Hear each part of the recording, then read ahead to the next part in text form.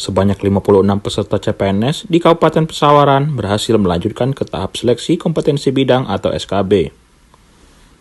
Proses ini merupakan bagian dari seleksi penerimaan CASN tahun 2024 di lingkungan pemerintah Kabupaten Pesawaran. Pada proses seleksi kompetensi dasar atau SKD sebelumnya diikuti oleh 438 peserta pada 7 dan 8 November.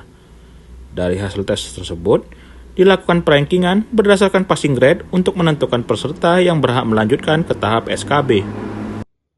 Kepala BKPSDM Kabupaten Pesawaran Awaludin mengatakan, dari hasil SKD ini telah ditetapkan sebanyak 56 peserta yang akan mengikuti tahap SKB.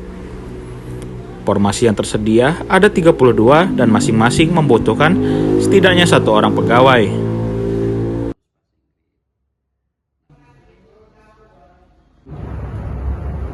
Ada ranking lagi, ranking yang lulus passing grade dan yang tidak lulus passing grade.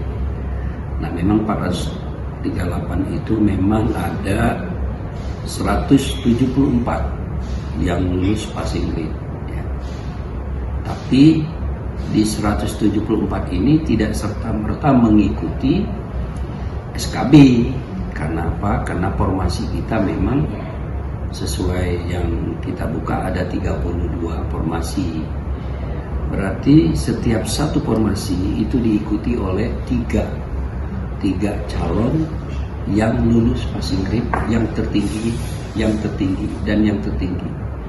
Nah, dari 3 calon inilah akan memperebutkan satu formasi.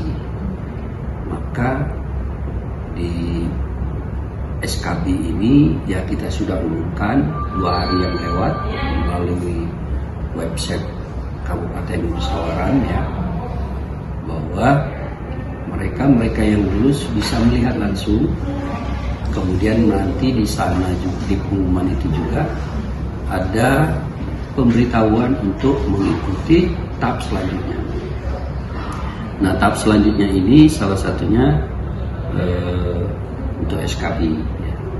Dan SKB ini akan diikuti sekitar 56 ya Pak Kantor ya. 56 akan memperebutkan formasi yang sudah kita buka. Nah, formasi itu berjumlah 32. Tapi ada beberapa formasi juga yang tidak terisi, tapi tidak sebanyak yang kita bayangkan, tapi ada yang tidak terisi. Nah, dari SKB ini nanti semua akan bertarung ya, untuk memperebutkan formasi sesuai dengan kualifikasi itu.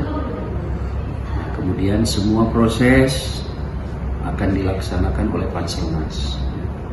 Kita daerah hanya mengumumkan, kemudian hanya memfasilitasi, tapi semua pelaksanaan, semua yang namanya hasil itu ada di Panselnas.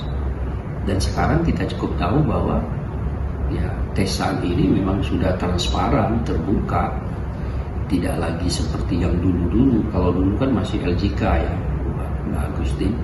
Kalau sekarang ini sudah CAT. Jadi siapapun orang, siapapun masyarakat, kita boleh melihat hasil dari peserta-peserta yang mengikuti tes CPNS di tahun 2024 itu.